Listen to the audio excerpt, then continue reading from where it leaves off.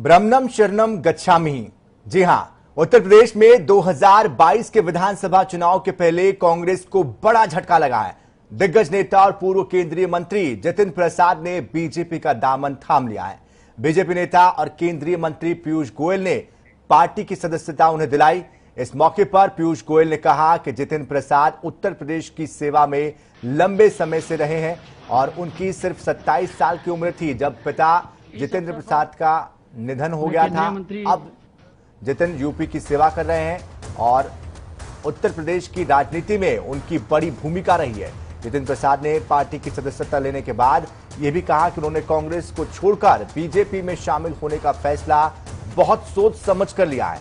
राष्ट्र के नाम पर कोई राजनीतिक दल है तो वो एकमात्र बीजेपी है। जिस दल में था मुझे महसूस होने लगा कि हम लोग राजनीति करने लगे हैं और राजनीति माध्यम है, दल भी माध्यम है, लेकिन जब हम लोगों के हितों की रक्षा नहीं कर सकते तो फिर ऐसी राजनीति का क्या महत्व है। मैं ज्यादा बोलना नहीं चाहता हूं, मेरा काम बोलेगा। मैं बीजेपी कार्यकर्ता के रूप में सबका साथ, सबका विश्वास और एक भारत श्रेष्ठ भारत के लिए काम करूंगा। माननीय जितिन प्रसाद जी, छोटी आयु में भी उन्होंने जिस प्रकार से पूरे उत्तर प्रदेश में दौरा किया, उत्तर प्रदेश के अलग अलग जिलों में जाके अपनी प्रतिभा से, अपने काम से लोगों का दिल जीता। 2 बार पार्लियामेंट में अच्छे मतों से जीते। पहली बार शाहजहांपुर से 2004 में। तकलीफ हो रही है। अच्छे नेता हैं और मेरे बहुत ही करीबी रिश्ते रहे हैं उनके पिताजी से भी और उनसे भी, उनके परिवार से भी। निजी रूप से मुझे बड़ा दुख पहुंचा जब वो कांग्रेस छोड़ी।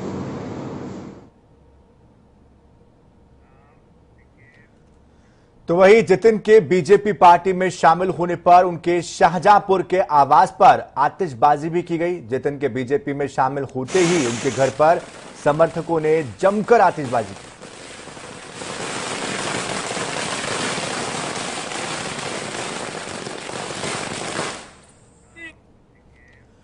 अगले साल होने वाले उत्तर प्रदेश के विधानसभा चुनाव से पहले कांग्रेस को बड़ा झटका लगा है। पार्टी के सीनियर नेता पूर्व केंद्रीय मंत्री जितिन प्रसाद बुधवार को बीजेपी में शामिल हो गए। ज्योतिरादित्य सिंधिया के बाद दूसरे वो बड़े और युवा चेहरे जिन्होंने कांग्रेस का हाथ छोड़कर भाजपा का दामन थाम लिया। यूपी चुनाव से पहले हुए इस घटनाक्रम को बीजेपी की बड़ी जीत के तौर पर देखा जा रहा है।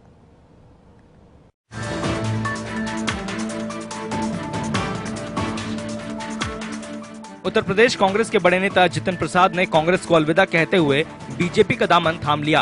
उन्होंने बीजेपी मुख्यालय पहुंचकर पार्टी की सदस्यता ली। उन्हें रेल मंत्री पीयूष गोयल ने बीजेपी की सदस्यता दिलाई। दिल्ली में बीजेपी मुख्यालय में पहुंचने से पहले जितिन प्रसाद पहले गृह मंत्री अमित शाह से मुलाकात करने उनके घर पर पहुंचे थे। जितिन प्रसाद गांधी परिवार के बेहद करीबी माने जाते हैं और 2 बार उत्तर प्रदेश से लोकसभा सांसद रह चुके हैं। वो उत्तर प्रदेश कांग्रेस का मुख्य चेहरा माने जाते रहे हैं। उनके पिता जितेंद्र प्रसाद कांग्रेस के एक वरिष्ठ नेता रहे हैं। बीजेपी में शामिल होने के बाद जितिन प्रसाद ने कहा कि मेरे राजनीतिक जीवन का एक नया अध्याय शुरू हो रहा है। मेरे राजनीतिक जीवन का एक नया अध्याय शुरू हो रहा है। जैसे कि आप जानते हैं, मेरा कांग्रेस पार्टी से 3 पीढ़ियों का साथ रहा है। तो ये महत्वपूर्ण निर्णय जो मैंने लिया है, बहुत विचार मंथन और सोच के बाद मैं इस फैसले पे पहुंचा हूं। और सवाल ये नहीं है आज कि मैं किस दल को छोड़ के आ रहा हूं, मगर सवाल ये है कि किस दल में जा रहा हूं और क्यों जा रहा हूं। ये मैंने पिछले कुछ वर्षों से, 8-10 सालों से महसूस किया है अपने अनुभव में, राजनीतिक जीवन में, लोगों से मिलकर भ्रमण करके देश भर में, कि अगर आज कोई इस देश में असली माने में कोई राजनीतिक दल है जो संस्थागत इंस्टीट्यूशनल दल है, वो भारतीय जनता पार्टी है। जितिन प्रसाद पिछले कई दिनों से कांग्रेस हाईकमान से नाराज चल रहे थे। वो उन 23 वरिष्ठ नेताओं में भी शामिल थे जिन्होंने कांग्रेस हाईकमान को चिट्ठी लिख पार्टी में बड़े बदलावों की बात कही थी। उनके 2019 में ही कांग्रेस छोड़ बीजेपी में आने की चर्चा चली थी। दावा यहां तक किया जाता है कि जितिन प्रसाद बीजेपी में शामिल होने के लिए दिल्ली रवाना हो चुके थे, लेकिन यूपी कांग्रेस महासचिव प्रियंका गांधी ने उन्हें फोन कर मना लिया और प्रसाद रास्ते से लौट गए। उत्तर प्रदेश की राजनीति में जिनका बहुत बड़ी भूमिका आगे मैं देख पा रहा हूं, ऐसे श्री जितिन प्रसाद जी हम सबको आज हमारी पार्टी के साथ प्रधानमंत्री नरेंद्र मोदी जी के नेतृत्व के साथ श्री जेपी नड्डा जी की अध्यक्षता में भारतीय जनता पार्टी में जुड़ रहे हैं। मैं इनका तहे दिल से स्वागत करता हूं और मुझे विश्वास है कि इनके आगमन से पार्टी को भी बल मिलेगा और जितिन प्रसाद जी को देश सेवा, समाज सेवा के लिए एक अच्छा मौका मिलेगा। कांग्रेस पार्टी ने जिसको मान दिया, सम्मान दिया, विधायक बनाया, सांसद बनाया, मंत्री बनाया, पश्चिम बंगाल का प्रभारी बनाया और आज जिस तरह का उन्होंने विश्वासघात किया, मुझे लगता है कि आने वाले दिन में उनकी पहचान अब मिटने का संकट हो गया। उन्होंने पार्टी के साथ विश्वासघात किया है। बहरहाल जितिन प्रसाद के बीजेपी में लाते ही राज्य विधानसभा चुनाव से पहले कांग्रेस को कमजोर करने के बीजेपी के अभियान की शुरुआत हो गई है। जितिन प्रसाद से बीजेपी को मिली मजबूती का अंदाजा इसी बात से लगाया जा सकता है कि वो ब्राह्मणों के बड़े नेता माने जाते हैं और यूपी में ब्राह्मण मतदाताओं की 10% की बड़ी हिस्सेदारी है। Bureau report, INS 24/7। CM Yogi Adityanath ने 23 लाख श्रमिकों को 230 करोड़ की सौगात दी। सीएम योगी ने 1000 रुपए मजदूरों के खातों में ट्रांसफर किए। यूपी सीएम ने श्रम को सम्मान और संबल कार्यक्रम के पोर्टल की शुरुआत की। सीएम ने श्रम और सेवा योजना विभाग के श्रमिकों को भरण पोषण भत्ता योजना के तहत अकाउंट में आर्थिक सहायता की व्यवस्था की। इसके अलावा उन्होंने वीडियो कॉन्फ्रेंसिंग के जरिए श्रमिकों से बात भी की। सीएम ने मजदूरों से योजनाओं और मिल रहे लाभों के बारे में, फायदों के बारे में भी जानकारी ली है। तो इस दौरान कोरोना की जो दूसरी लहर थी उसको लेकर भी, जिस तरह से स्थितियों को नियंत्रण में किया गया, उसको लेकर भी उन्होंने बात की और कहा कि हमने एक भी उद्योग बंद नहीं होने दिया, एक भी कंस्ट्रक्शन बंद नहीं किया। इसका परिणाम है कि इस विपरीत परिस्थिति में भी यूपी ने अच्छा काम किया।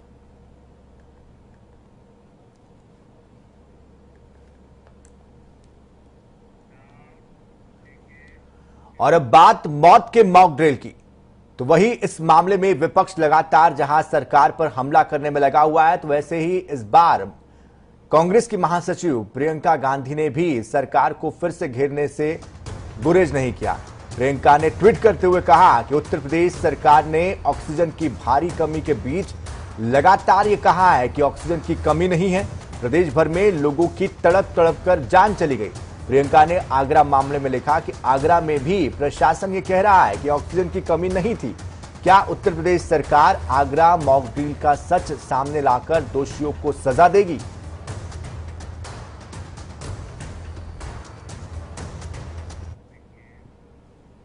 उत्तर प्रदेश में हर साल जहरीली शराब पीने के कारण बड़ी संख्या में लोग अपनी जान गंवा रहे हैं। इस बार अकेले अलीगढ़ में 100 से ज्यादा लोगों की जहरीली शराब पीने से मौत हो गई है। इस मुद्दे पर जिस पर लगातार कांग्रेस की तरफ से सरकार को घेरा जा रहा है, यूपी कांग्रेस कमेटी लगातार आबकारी मंत्री के इस्तीफे की मांग भी कर रही है। प्रदेश अध्यक्ष अजय कुमार लल्लू और वरिष्ठ कांग्रेसी नेता पीएल पुनिया की अगुवाई में दर्जनों कार्यकर्ताओं ने प्रदेश मुख्यालय के भीतर शांतिपूर्ण धरना भी दिया। इस धरने में डिजिटल तौर पर पूरे प्रदेश से कांग्रेस कार्यकर्ता सम्मिलित हुए। वहीं कांग्रेसी कार्यकर्ताओं ने हाथ में बैनर पोस्टर लिए हुए जोरदार नारेबाजी करते हुए प्रदर्शन किया। बांदा जेल में बंद बाहुबली माफिया मुख्तार अंसारी की प्रॉपर्टी प्रशासन ने जब्त करना शुरू कर दिया है। प्रशासन का यह दावा है कि मुख्तार ने यह संपत्ति आपराधिक दुनिया का भय दिखाकर अर्जित की है। आज मऊ प्रशासन ने मुख्तार की 24 करोड़ की संपत्ति कुर्क करने की प्रक्रिया शुरू कर दी है। यह प्रॉपर्टी अंसारी पब्लिक स्कूल से जुड़ी हुई है। अपर पुलिस अधीक्षक त्रिभुवन नाथ त्रिपाठी ने बताया कि मुख्तार अंसारी गैंग पर पुलिस लगातार कार्रवाई करने में जुटी हुई है। 24 करोड़ की संपत्ति कुर्क हो गई है, जो 8,880 वर्ग मीटर क्षेत्र में संपत्ति उनकी फैली हुई है और दक्षिण टोला क्षेत्र के दसई पोखरा पर कुर्की की कार्रवाई भी की गई है। एक इनकी संपत्ति थी जो इन्होंने अपने अम्मा राबिया बेगम के नाम से क्रय किया था, जो बाद में उनके पुत्रों के नाम से वसीयत के आधार पे आ गई है। ये काफी बड़ी संपत्ति थी।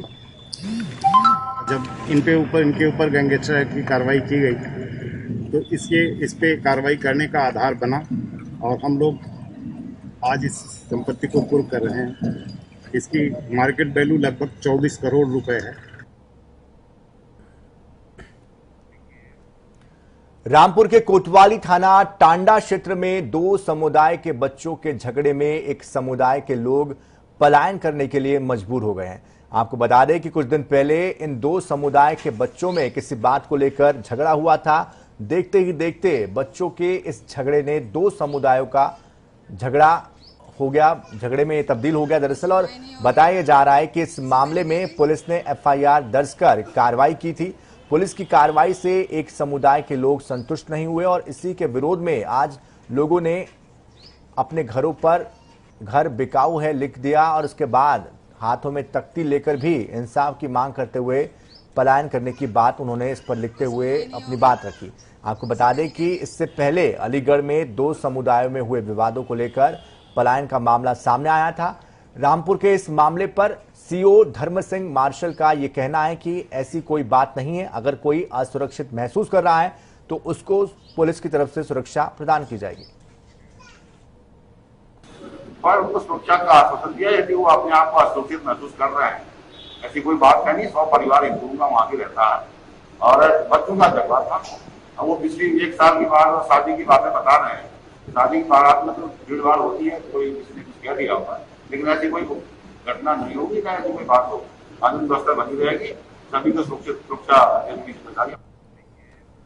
बलिया से बीजेपी विधायक सुरेंद्र सिंह का वीडियो तेजी से सोशल मीडिया पर वायरल हो रहा है। बता दें कि वीडियो में विधायक अखिलेश यादव पर निशाना वो साध रहे हैं। सुरेंद्र सिंह का यह कहना है कि भगवान अखिलेश यादव को सद्बुद्धि दे। साथ ही कहा कि अखिलेश यादव ने वैक्सीन लगवाने के साथ ही ये संदेश भी दे दिया है कि उनकी कथनी और करनी में बहुत ही मौलिक अंतर है। इसके अलावा विधायक ने यह भी कह दिया है कि वोट लेकर जलाना नेता का धर्म नहीं है, पर मुस्लिम लोगों की भावनाओं को कुरेद कर वैक्सीन ना लगाने की प्रेरणा देना मुस्लिम समाज के प्रति विश्वासघात है।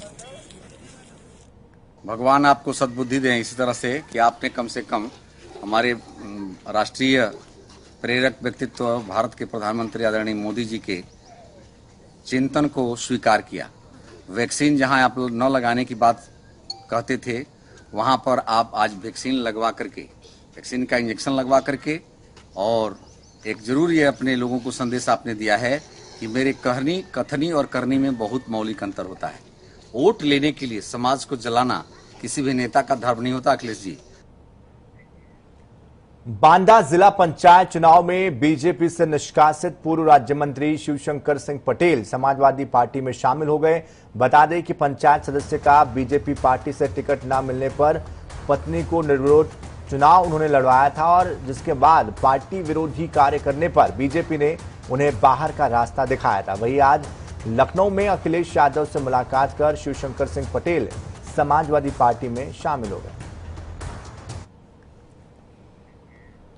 लखनऊ में सिपाही ने युवक की गोली मारकर हत्या की है। बाइक सवार 2016 बैच के सिपाही आशीष मिश्रा ने घटना को अंजाम दिया है और बता दें आपको कि बताया यह जा रहा है कि मृतक प्रवीण सिंह के सिर पर गोली लगने से मौके पर ही उनकी मौत हो गई। मृतक के पिता सीतापुर मिश्रिक थाने में 302 में मुजरिम हैं और फिलहाल मामले की छानबीन की जा रही है कि आखिर सिपाही ने पुलिस की हत्या क्यों की है। ये यहाँ लखनऊ आए हुए थे। एक मुलजिम है ध्रुव कुमार, जिनके बारे में अभी तक ज्ञात हुआ है कि हत्या के किसी अभियुक्त ने यहाँ रामनगर लोहिया में इलाज कराने आए थे। उनकी सुरक्षा में सिपाही आए थे और इनका कहना है कि अभी 25 मई से सुरक्षा में लगातार लगे हुए थे तो जिस मुलजिम की सुरक्षा में लगे हुए थे उस मुलजिम के बेटे से इनका कहना है कुछ दिन से कहाँ सुनी हुई थी, कुछ बात हुई थी। इनको ये प्रतीत होता था कि वो हमें मार डालेगा, हम पर हमला कर देगा। इस गलतफहमी में या इस डर से उन्होंने आज उसकी हत्या कर दी है। हत्या करने के बाद स्वयं चल के थाने आए हैं। थाने में पूछताछ चल रही है। हम लोग याद करने की कोशिश कर रहे हैं कि जो वजह बता रहा है कितना सही कितना गलत है। कानपुर देहात में हादसे के बाद प्रशासन हरकत में आया। सचिंडी सड़क हादसे में 17 लोगों की मौत हुई, जिसके बाद आरटीओ और खनन विभाग ने 156 ओवरलोड गाड़ियां सीज की है। खनन कारोबारियों में दहशत का माहौल बना हुआ है। बता दें कि प्रशासन की ओर से अब तक ये सबसे बड़ी कार्रवाई की गई है। आरटीओ उमाशंकर और खनन अधिकारी अजय यादव की मौजूदगी में यह अभियान चलाया गया।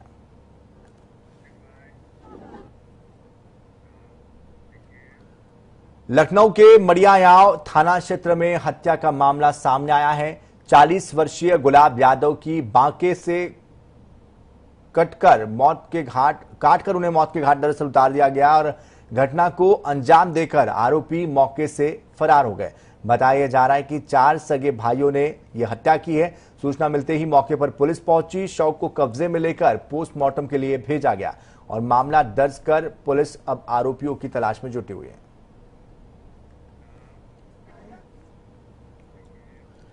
रायबरेली के एक अस्पताल से प्रशासन की हकीकत दिखाने वाली एक तस्वीर सामने आई है। यहां पर एक सरकारी अस्पताल डॉक्टरों की अनुपस्थिति में एक कुत्ता अस्पताल की मॉनिटरिंग कर रहा है। यह तस्वीर गुरुबख्शगंज थाना क्षेत्र के जतुआ टप्पा सामुदायिक स्वास्थ्य केंद्र की है, जहां पर अस्पताल में कोई डॉक्टर मौजूद नहीं है।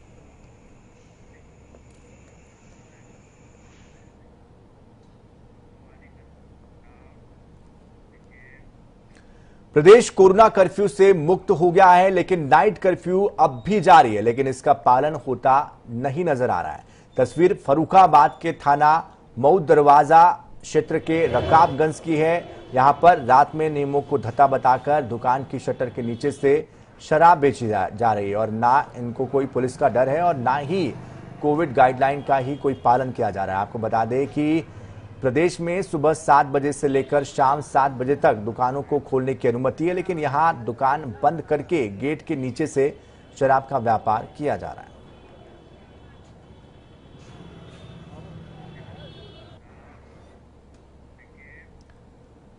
बलिया में कोटेदार की दबंगई का एक मामला सामने आया है। दरअसल कोटेदार चुनाव में हार मिलने के बाद गांव के लोगों को राशन कम और पैसे अधिक लेने का काम कर रहे हैं और जब कार्ड धारकों ने इसका विरोध किया तो पीटने की धमकी उनकी तरफ से दी गई। कोटेदार से परेशान होकर ग्रामीण नवनिर्वाचित प्रधान के पास गए, लेकिन प्रधान का यह कहना है कि शिकायत करने के बाद भी कोई कार्रवाई नहीं की जाती है। बताया जा रहा है कि यहां मंत्री उपेंद्र तिवारी के भाई कमलेश तिवारी के शह पर कार्ड धारकों को परेशान किया जा रहा है। तो हम लोग सर बार बार आपसे हम रिक्वेस्ट करते हैं, निवेदन करते हैं, आपका हम नहीं फोन कर दिए तो कम से कम 10 बार फोन कर दिए, लेकिन जनता को सुख सुविधा नहीं मिल रहा है। तो हमारे प्रधान ने रहने से क्या फायदा है। समस्या यह रहा है कि शुद्ध रूप से कोटा के उन लोग वितरित नहीं कर रही हैं। उनको जिसको 35 किलो मिलना है उसको 25 किलो मिल रहा है, 20 किलो मिल रहा है। चुनाव में जैसे हमारे लोग जैसे वहाँ चल रहा है कि उनके पक्ष के जो लोग हैं वोट दिए हैं उनका सम्मान लोग कर रही हैं। जो हमको वोट दिया है उनका सीधा यही कहना है कि यहाँ जाइए राशन नहीं मिलेगा। गाजियाबाद में एटीएस को बड़ी कामयाबी हाथ लगी है। गाजियाबाद के थाना मसूरी क्षेत्र में 2 रोहिया आमिर हुसैन और नूर आलम गिरफ्तार किए गए हैं, जो कि मूलतः बांग्लादेश और बर्मा के निवासी है, जिनके कब्जे से आधार कार्ड, पैन कार्ड और 65,860 नकदी और एक मोबाइल फोन भी बरामद किया गया। इन दोनों की गिरफ्तारी के बाद एटीएस इन्हीं के साथियों की तलाश में जुटी हुई है।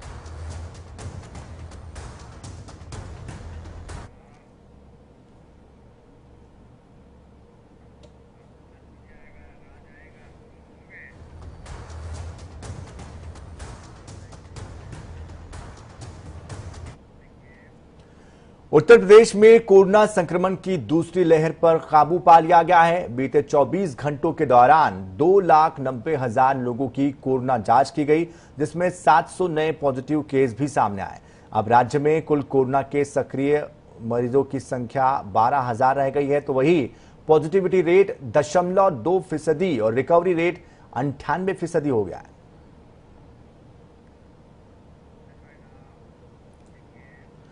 बलिया से बीजेपी विधायक सुरेंद्र सिंह का वीडियो तेजी से सोशल मीडिया पर वायरल हो रहा है। बता दें कि वीडियो में विधायक अखिलेश यादव पर निशाना साधा गया है।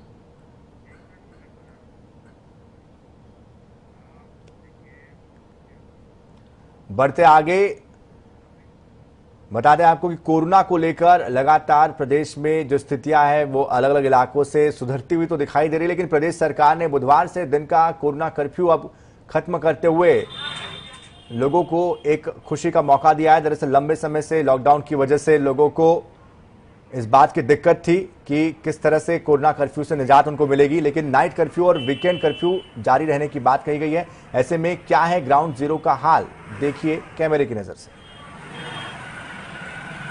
39 दिनों बाद आज गोरखपुर भी अनलॉक की ओर बढ़ गया है। आज सुबह से आप देखें तस्वीरों में पूरी तरीके से सड़कों पे चहल पहल है और दुकानें खुल गई हैं।